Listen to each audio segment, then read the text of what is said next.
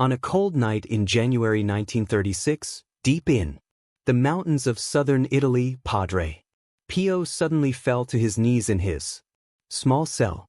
His visitors froze in silence as the friar whispered, "Pray for a soul that will soon appear before the Divine Tribunal."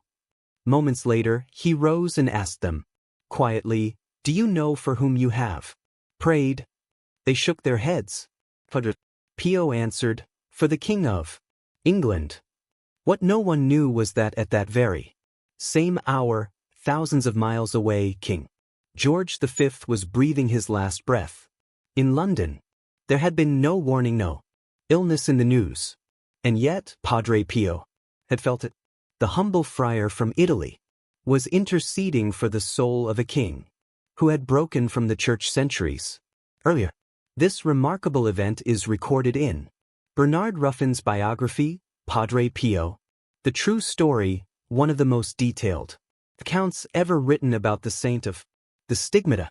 Before we continue this extraordinary story of divine mercy that crosses kingdoms and centuries, make sure to subscribe to the channel so you don't miss the next stories of Padre and the hidden wonders of grace. It was the night of January 20th, 1936. 3 lay visitors were speaking quietly with Padre Pio in his free cell when, without warning, he fell to his knees on the cold stone floor. With deep gravity, he said, "Pray for a soul that will soon appear before the Divine Tribunal." The visitors followed his lead and prayed in silence. After a moment, Padre Pio stood and asked, "Do you know for whom you have just prayed?" Their heads. "For the King of England," he said.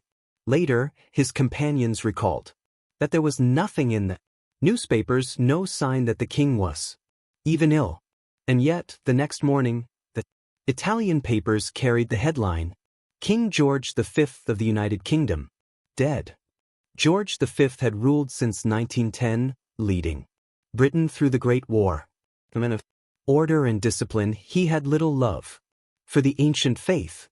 When he took the throne, he rejected the invocation of the Virgin Mary and the holy sacrifice of the Mass, calling them superstitious and idolatrous. But on that night, January 20th, 1936, the king lay dying of emphysema. His physician administered a fatal dose of morphine and cocaine to hasten his. As the Archbishop of Canterbury prayed, "Go forth, O Christian soul," the king turned to his doctor and whispered his last words, "God damn you." Then he died. Meanwhile, in the stillness of San Giovanni Rotondo, Padre Pio had already interceded for him. The man who bore the wounds of Christ often said that souls from purgatory came to him seeking prayer and mercy. He prayed for them all, peasants and kings, sinners and saints alike. For in his heart, every soul was a child of God, in need of redemption. England had long separated itself from the Church, torn away by the ambition of King Henry VIII, who placed himself as head of a new national church. Centuries later, the island remained distant from Rome. Yet that night, heaven bridged the distance, because the love that burned in Padre Pio's heart was not limited by borders, creeds, or crowns. He prayed for all who suffered, even those who had turned away. For in every sinner he saw the same thing Christ saw from the cross, a soul worth saving.